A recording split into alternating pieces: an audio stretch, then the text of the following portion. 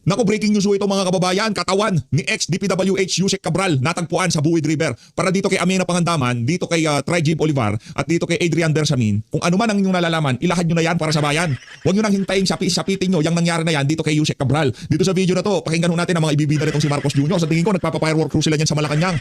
Yung ika nga magchuchuchu sa kanila, unti-unti na hong nawawala. Wala na si Amina Pangandaman, wala na si Trigib Olivar, wala na itong si Adrian Bersamin. Yung mga di umanong hinahatiran ng pera nitong si Yusek Bernardo. Diyan sa Diamond Hotel, parking ng Diamond Hotel, hindi man lamang ho hinahanap ngayon ng mga taga-ombudsman at DOJ. Palakpakan! Di ba ito? Kung bago lang ho kayo sa PH Update, isang like at isang subscribe. Ako magpapasko na ho mga kababayan.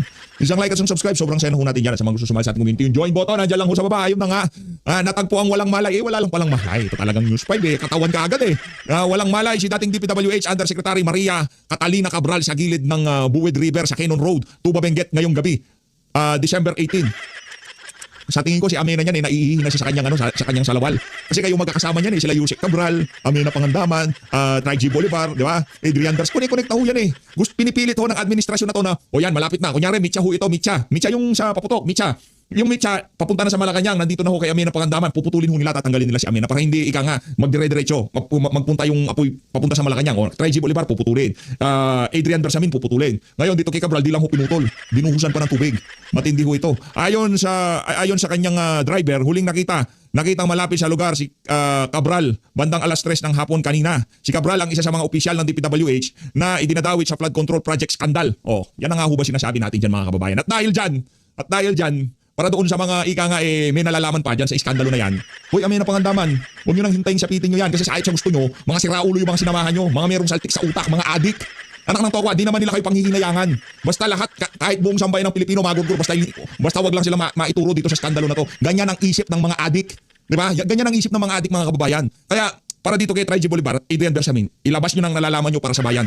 Baka sa susunod, sa NLEX yung isa, sa TIPLEX yung isa, ito sa Cannon Road, medyo malamig-lamig pa doon. Kung wala siyang malay doon, medyo malamig-lamig ngayon, panahon ng Disyembre, di ba?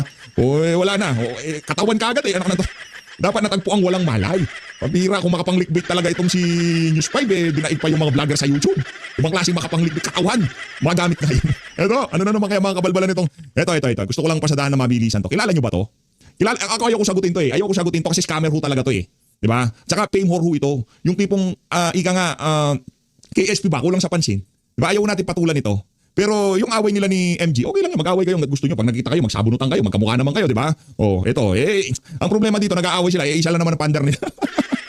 Sorry. Ito, pag nanalo pa si Sara sa 2028, tanga at bobo na talaga ang mga Pilipino. Kaya kayo, naghihirap ang of the uho ng mga Pilipino. Ito lang ang masasagot ko sa iyo, Brad. From pinresinta niya sarili niya bilang pilantropo. Ngayon bagsak pala scammer. Anak ng Petrang Garapala, tigilan mo yan. Huwag ka na sumausaw sa politika. Kay MG nga lang, di ka na magkanda o gaga Sagutin mo yung mga aligasyon sa'yo. Huwag kung ano-ano yung tawag dito, hindi yung kung ano-ano yung sinasausawan mo. Sa personal na buhay mo pa lang, hindi mo na maayos. Sa bagay, ako ngayon naniniwala na ako magkapatid itong dalawa na to, sa totoo lang. Parehas na scammer Di ba? Parehas silang mambubudol Yan si Francis Leo Marcos at itong si Marcos Jr. Wala akong kaibahan yung dalawa na yan. Ayaw ho natin patulan to kasi hindi naman siya nakikialam sa politika. Paminsan-minsan subusundot. Pero direktahan mong binanatan si DP Sara. Tanggalin na ho natin ito. Nakikita ko ng pagmumukha nitong mama na to. Kasiwa na tayo Anak ng tokwa. Pagka talaga Marcos ang apelido, sigurado na ho yan mga kababayan. Falsifikado yan. Eto, rekta ho tayo dito sa dito kay Tay kami naman. Sa mga hindi pa ho nakapirma, pag meron ho kayong nadaanan, pirma ho kayo para ho yan kay dating Pangulong Rodrigo Duterte. No, talagang di ngayong mga panahon na to, ngayon ho tayo pinakakailangan itong si dating Pangulong Rodrigo Duterte. Ayun na mga kababayan, pirma ho kayo pag meron ho kayong nadaanan na tarpulin Tay kami naman. Isang pirma lang ho yan pero napakalaking tulong yan kay dating Pangulong Rodrigo Duterte. Rekta ho tayo dito kay Bangag. Lahat, meron lang.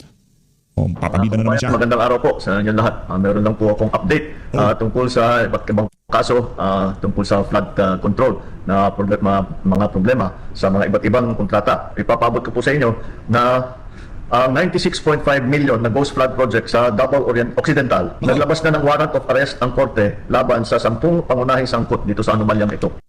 Yung iyo, kailan lalabas, Brad? Yung warrant mo, kailan lalabas? Anak ng tokwa, mga butete at sap-sap lang yan. Pambira, nagpapapugi na naman tong si adik. Magpapulburon test ka muna. Kapatid mo mismo nagsasabi na adik ka Hindi ho sa ating galingan. Hindi umano adik siya, sabi ni Senator Amy Marcos. Magpapulburon test ka, magpa-hair follicle test ka bago mo ka bibidahan na lumabas ng warrant ni ganito, warrant ni ganyan. Huwag ka magalala. Darating ang panahon. Lalabas din yun sa'yo. Ang mga akusado ay nahaharap sa kasong graft at malversation. Ito pong mga kasong ito, hindi po bailable ito. Hindi Oo. pwedeng Alalahanin mo yan ha, pagka lumabas na yung ano mo, yung kaso mo, naknanto ka, ikaw mastermind sa mga kalokohan na to, ikaw presidente, ikaw pumirma ng budget. Mga kababayan, hindi mo mangyayari lahat ng kabalbalan na to kung hindi yan pinahintulutan ng presidenteng adik base dito kay Senator Jaime Marcos. Maging kapatid mo, hindi na maintindihan kung ano yung mga pinaggagawa mo dyan sa Malacanang. Ang gawin mo, magpapulburon test ka na, magpa-hair follicle test ka, Brad. Naknanto ka, lakas-lakas na loob mo maka-announce na itong mga individual na to, linabasan na ng warrant, makukulong na, walang bail. Pambira, di nga namin malaman kung normal ka eh. bayaran ang kanilang para sila makalabas sa kulungan. Kabilang na po rito si Sara Diskaya na sa kasalukuyan ay Sara Diskaya, sap-sap. Wala daw sinabi ang Sara Diskaya na yan sa mga Guardiola. Yung mga laruan nitong si Sara Diskaya, yung mga pasasakyan niya, anak ng tokwa, wala daw sinabi yan sa mga Guardiola. Yung Pimentel na congressman, nakita natin yung garahe nun, ang laki din, dami din sasakyan nun eh. Di ba naman sinasabing kasama siya dito sa issue na to? Sinasabi lang natin, yung mga congressman na to, talagang maraming mga sasakyan. Pag panahon ng Disyembre, panahon ng Kapaskuhan, anak ng tokwa, sila home pinakamasaya sa Pilipinas. Bakit? Anak ng tokwa, yung nanakawin nila sa 2026, inaareglo nila 2025 pa lang. Nakita yung nangyari dyan sa Baygam. Nakaharap na sa bayan ng Pilipino at lahat-lahat. Nagagawa pa tayong pagnakawan ng harapan. nasa kustodiya ng NBI. Bukod dito, may 8 opisyal pa ng DPWH ang nagpahayag na kagustuhan nilang sumuko. Ito po ay patuloy namin ang gagawin at simula lang po ito at patuloy namin po Paano silang hindi susuko? Anak ng tokwa, baka makatikabrol sila, di ba? Baka bigla silang makita sa gilid ng kalsada, mahirap na. imbestigahan at kakasuhan lahat po ng may kinalaman sa mga iskandalo na nakikita natin sa mga flood control project. At titiyakin po natin na hindi lamang sila ay makakasuhan, kundi maibalik ang pera ng ating mga binayad ng ating mga kababayan. Anak ng tokwa, ito ba ang pinagmamalaki nitong si Larry Gadon? Na kayang magsalita ng dire-diretso, ito talagang si Larry Gadon, sinungaling na sinungaling. Kinikwento mo lang yung mga mapaparusahan, paulit-ulit na lang ang sinasabi mo, hindi mo pa masabi ng diretso. Anak ng tokwa, ate ka ba talaga, Brad? Umamin ka nga. Umamin ka na. Kung ayaw mo umamin at di ka naman naamin, magpa-hair follicle test ka. Kawawa si Yusek Cabral, no? Ano kayang nararamdaman ni Amena pangandaman nito? Uy, Amena! Walang niya ka, lagot kayo. Sinasabi ko sa inyo, akala nyo kaibigan nyo yung mga yan. Pag nagkagipitan, ako. Anong ilalaglag? Okay, anong ilalaglag? Anong puprotektahan?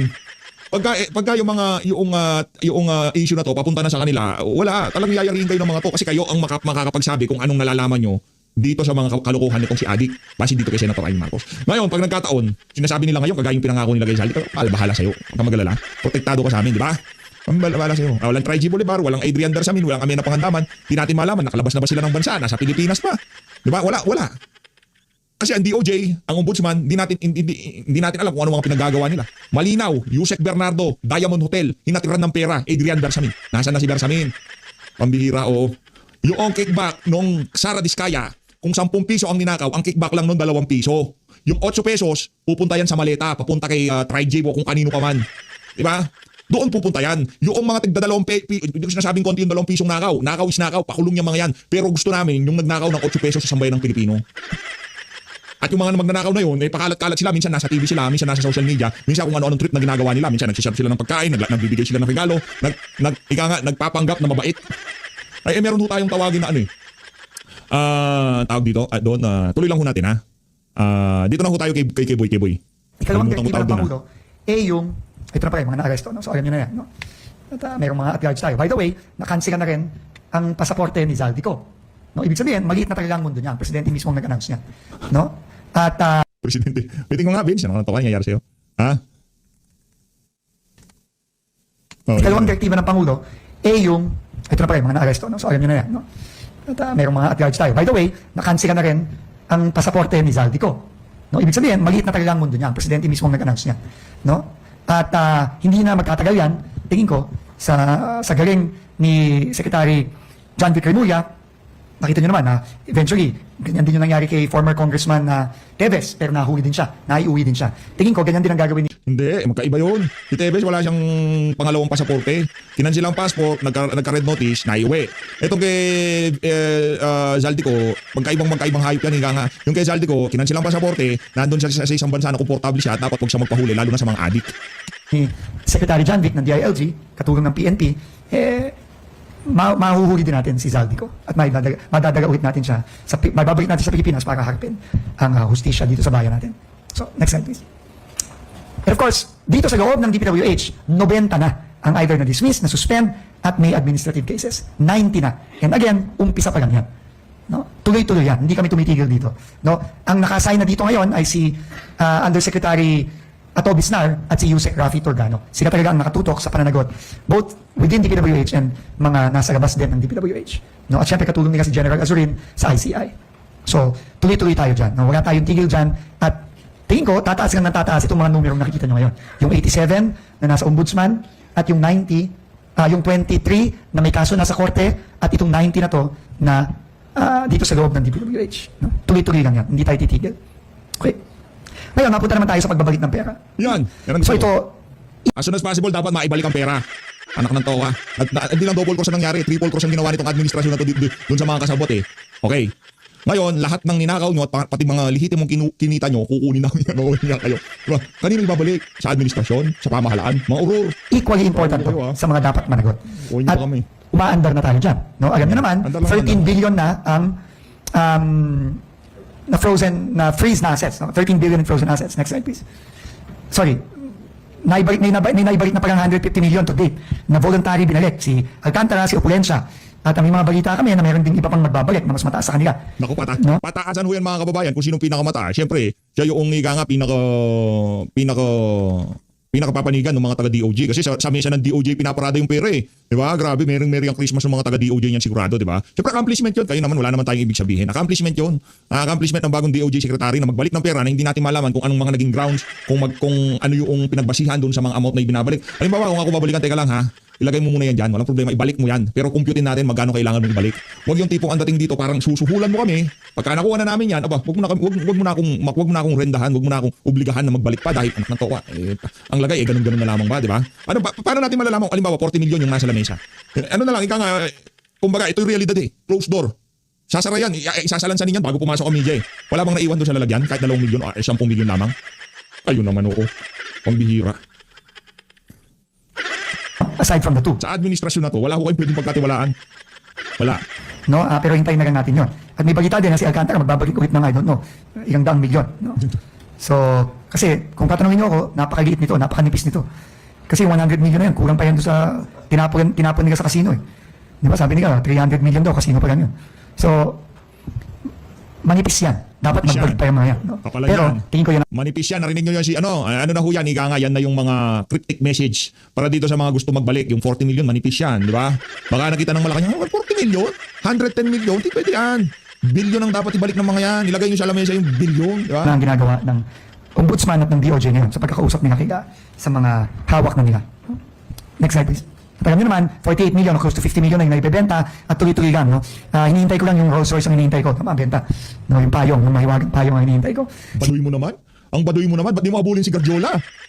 Payong, sa Rolls Royce. Nasa sa inyo na, yung mga wala pa. Wala kayong balak abulin nyo. Yung sinasabi ng mga kababayan ni Guardiola na napakarami ng mga sports car. Kung daw ihahambing yung mga sports car nitong si Guardiola dito sa mga diskaya, child's play. Walang kwenta. Ika nga doon sa elite league nandoon si Guardiola. Etong si Sara Diskaya pagdating sa mayayaman, nandoon pa lang siya sa barangay level, ika nga. Diba, nandoon pa lang siya sa liga ng barangay, pero yung mga ika nga yung tipong professional league, nandoon si Guardiola, hindi niyo hahabulin yung mga gano'n. Meron pa siyang meron daw siya di umanong mansyon sa Amerika, hindi niyo hahabulin yun. Ang form nitong Sino kaya ang mananalo sa pagkuha ng mahiwagang payong na Rolls Royce? Yun ang inaabangan natin ha. So, pero tingin ko aabot din tayo doon. No? Magandang gawing museum piece yung Rolls Royce na yun. No, museum piece. Itong si Marcos Jr. Bagay sa kanya yun. Yun ang dapat na sinasagyan ni Marcos Jr. Bakit? Dahil yung katas ng nakaw, isanay naman siya doon eh. Pinalaki nga yun, dapat tawag nga dyan, laki sa nakaw. Laki sa nakaw, bongbong. Diba? Dapat yung Rolls Royce, dapat magbid yung amo mo. Sabi mo, magbid ka. Sir, magbid ka. Bagay na bagay sa iyo. Pag nakasakay ka doon sa Rolls Royce, talagang ika nga tapos papayungan mo yung asawa mo. Alangan pag naglalakad kayo, di ba? Payuhan mo, ikaw yung magbid. Kayo na nang huli, kayo pa magbid, kayo pa magpapasaulid. Pero kayo na lang ha. Pambira oh. Oh. Yan ang mama na nagkamali ng mahigit 40 bilyon sa budget ng DPWH. Palakpakan. So, tuloy-tuloy, and then, sinabi ko nga, 13 billion na ang assets na na-freeze. No? Close to 5,000 bank accounts, 283 insurance policies, 8 choppers and airplanes, 255 motor vehicles, 178 na mga bahay at lupa, kondo, 16 e-wallet accounts, 3 securities accounts. And again, tuloy-tuloy pa rin yan. Lalaki pa ng lalaki yung numerong yan. No, at abangan na lang natin ang mga susunod na gagawin ng AMLAC kasama ang DOJ. Yan. Gusto ko sa'yo, Next Vince. slide, please. And of course, we have forged partnerships para kasama na rin to sa reforma with the Insurance Commission, with the AMLAC, and the Philippine Competition Commission. No? So, tuloy-tuloy tayo dito. No? Pero, while importante talaga na managot yung mga dapat managot, makulong yung mga dapat makulong, Yung iba dapat yung iba dapat matagpuan sa sa nawalang malay sa tabi ng tapa, di ba? Yung mga ganun. may balik ang pera, importante din na gumawa tayo ng mga reforma para hindi na maulit ito. No? And I think ito talaga sa mga susunod na buwan, lalo na papasok ng 2026, ito ang kailangan talaga nating tutukan. Yung pagre-reforma natin sa DPWH. Na napaka-importante po ng DPWH sa buhay ng mga kababayan natin. Yeah. Yan, yung mga tulay, Yan. yung mga kalye, Yan. yung pag-rehab ng EDSA, Yeah. finally, Oo. ng maayos, ng tamang presyo, tamang quality, Yan. Bulahin mo. yung audience. Oplan kontrabahan natin, Yeah. yung mga kinakailangan nating flood control sa Cebu, Yan. lahat yan, Bulahin mo. kailangan nating audience. tutukan din. No? By the way, on Cebu, nakalimutan ko lang, I made an announcement on Radio Veritas last Friday. Sa January, I think magiging ready na ang ICI at ang DPWH dun sa report ng mga gagawin nating pananagot sa Cebu. Dahil dun sa nakita nating mga problema sa Cebu, sa flood control project sa Cebu, magiging ready na ang ICI at ang DPWH to submit their reports and their referrals and our referrals to the Ombudsman by January. So, yun, madadagdagan na naman yan, no, yung mga mananagot. So, ano ba yung mga reformang nagawa natin? Ano yung mga reformang gagawin pa natin? Unang-unang reforma, yung pinakamalaki yung transparency portal at yung pagbababa natin ng presyo ng materyales. So, yung transparency portal na linaunch mismo ng Pangulo, napaka-importante nito. Kasi hindi naman magagawa yung pagnanakaw dun sa scale na nakita natin kung may transparency. Mahirap magnakaw ng ganon. Baliw, anong transparency? Ano natawa ka? Yun ngang transparency, yun ngang materialis na sinasabi mo, walang transparency eh. Kasi yung mga kababayan, alam nyo kung bakit gusto nilang maibalik. Ito real talk na tayo dito ha. Hindi na natin bula-bulahin po itong si Vince Dizon. Ganito lang ho kasi yan. Karamihan ng mga congressman, meron ho silang mga construction, hardware business sa kanilang mga lugar. At yung mga pinagkukuhanan ng materialis, wala namang kukuha sa mga ordinaryong hardware yan. Yung contractor, si congressman, yung kukuhan ng materialis na hardware, si congressman. Ngayon, kung hindi na sila mabibigyan, ganito kasi yan, kung hindi na sila mabibigyan ng proyekto, wala na silang, hindi na nila masasabi na, hindi, huwag kayong makialam dito, wala nang insertion. Doon lamang sa presyo, nabibilhan ng materialis na pagmamayari nitong mga congressman na to, doon na lang tayo babawi. Di ba yung mga asfalto, yung kung ano-ano gusto nila, kung anong presyo na ibinigay nitong si Bunuan, yun ang i-implement dito sa 2026 budget. Kaya para mga saraulo, yun ang pinaglaban nitong si Vince Dizon sa Senado noong nagbida-bida siya diyan sa diyan sa vice cam, di ba? Mangloko kung out in the open lahat. Madaling magnakaw kung lahat sikreto. Kaya nga talagang sinadya ko yung Bulacan First District Office, sinadya ko yung mismong kwarto at table mismo na naglatag sila ng pera doon. Para saan? Kasi nagawa naman lang nila yun dahil walang nagbabantay sa kanila. Walang nakakaalam ng pinagagawa nila doon sa Bulacan First District Office. So, Sinungaling mo naman, this Vince. transparency portal Hindi totoo change yan, sinungaling yan. Alam ng mga congressman yan. Walang nakakaalam, mangyayari lahat ng kabalbalan, walang nakakaalam. Mantakin mo pati COA nga sabit dito. Anong walang nakakaalam? Alam nila, alam ng mga congressman, alam ng mga taga-COA, alam ng mga taga-DPWH. At kung alam ng mga taga-DPWH, ahensya yan ng administrasyon, under yan sa executive. Huwag mo sabihin walang nakakaalam, sila lang nakakaalam yan. Linuloko mo na naman kami, Vince. Lang yakang bulol ka na nga, manluloko ka pa. changes all of that. And continuous pa ang magiging improvement dito. Halimbawa, Ayusin mo. kaya ako pinasama dito si Langyara. Yusek Lara kasi yung lahat ngayon na napasa na ang budget ng bicameral conference early this morning, lahat ng mga proyekto na yon na bago, ipapasok lahat dito sa transparency portal with the new prices na. Wow. Na ibababa na ng DPWH, ngayon na alam na natin kung ano yung mga proyektong finally napasa na ng Bicameral Conference Committee. At I'm sure, yan din ang ipapasa na rin ng Senate at ng House. No, alam na natin ngayon at Ano tayo, yung tipong ganito ho tayo ururin nitong mga to. Sa totoo lang. Kaya kung magpadala kayo sa mga mabulaklak na pananalita nitong si Bulol na Vince Dizon, talagang maliligaw ho kayo na trabaho ko na over the holidays yung team na Yusek Lara at yung over the holidays kasi kawawa naman sila. Pero kailangan gawin No, at yung team natin sa baba sa mga regional offices at district offices para mapapapalalo yung cost ng mga projects na yon on a project per project basis. At lahat yon ipopost natin sa transparency portal. Pati kung paano nila binaba. Hindi lang yung totals, pero paano nila ibinaba, magkano ang nabawas no sa mga proyektong yon. No, so, and hopefully they can do that in the next, hopefully month and a half to 2 months. Pero habang natatapos tayo, ipopost na nila yun. Ipopost na ng DE, ipopost na ng RD sa transparency portal. Hindi natin hihintayin lahat yun na matapos. Lahat yun, pag natapos na, popost na kasi kailangan na nating magpabid ng mga proyektong yun. Pero hindi ako magpapabid ng proyekto, hindi ko papayagan magbid ang mga DEO at RD kung hindi pa nabababa. Kasi kailangan mababa na yung project cost, yung tinatawag nilang approved budget of contract. Yeah. Yung ABC na tinatawag ABC, nila. yan, oh. So yan, tatrabahuin talaga yan sa mga susunod na buwan over the holidays. Susunod na rin over the holidays and leading to January of next year. Para pagkapirma ng Pangulo ng budget, ready na tayo magbid at the lower project cost. At ito, nakita na natin, yung reduced CMPD na pinagtrabahuan ni Yusek Lara ng kanilang team, maa-apply na natin ngayon sa lahat ng mga proyekto. At malalaman na natin talaga ano ang final na magiging project cost ng mga proyekto. No? So yun. So, yung two very important reforms na yun, napaka-importante nun. Yung transparency portal at itong pagbababa ng mga presyo ng materyales. Yan. Pero, marami pa tayong mga ibang gagawin. Yan. And isa sa napaka-importanting, sorry, Yusek Lara, katabi ko siya, mahihayin kasing bata ito. So, the future of DPWH will be in the fresh blood that will be injected in this agency. Fresh blood, yan. Yan. Mga salita ba, di ba? Fresh blood. Hindi tao ang problema. Hindi tao. Yan sabihin ko sa inyo, hindi tao ang problema. Problema ang sistema. Ang sistema ginawa para lamunin ang tao. Kahit gaano pa katino ang tao, isang tao lang, isang pamilya lang ang kilala kong hindi linamon ng sistema. Duterte lang ang lumaban sa sistema. Kaya yan ang dahilan kung bakit mahal na mahal namin siya. At kahit naging trabahante ka ni Tatay Digong, sinusuka ka namin, walang yakang buloy ka. Di ba? Oh. Sila linabanan nila sistema. Hindi nila pinahintulutan na ikangalamunin sila. Kagaya ng nangyari sa'yo. Anak ng towa pati buhok mo, hindi na sumasang-ayon sa mga sinasabi mo. Di ba? Nagpuputian na eh. Ganyan, pagka nagsisinungaling kayo, puputi buhok nyo. Tingnan nyo yung Civil Sedition. Si Marcos Jr., bakit itim ang buhok? Lahat itim yan. Budhe, dugo, kaluluwa, lahat itim. Walang puti dyan. That is where the future will lie. Marami tayong gagawing reforma, marami tayong gagawing pagbabago. Pero ang pinaka-importanting resource ng kahit anong organisasyon ay yung mga tao.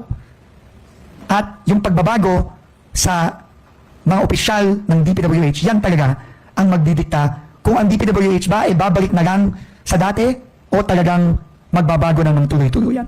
Ako, bilang naang-araw ko sa DPWH, di ba? 2 years na lang ako dito eh. Di ba? Kala ko pa naman magre-resign ka na. Papalakpakan na kami dito eh. Langya ka, Vince Dizon, ako binitin mo ako doon. Ayun na nga mga kababayan, dito na tatapusin ang ating reaction video. Maraming salamat sa pagsuporta sa PH Update at maraming salamat sa pagtsatsaga, sa pakikinig sa mga kabalbalan nitong si Bulol. Mahalin natin ng Pilipinas.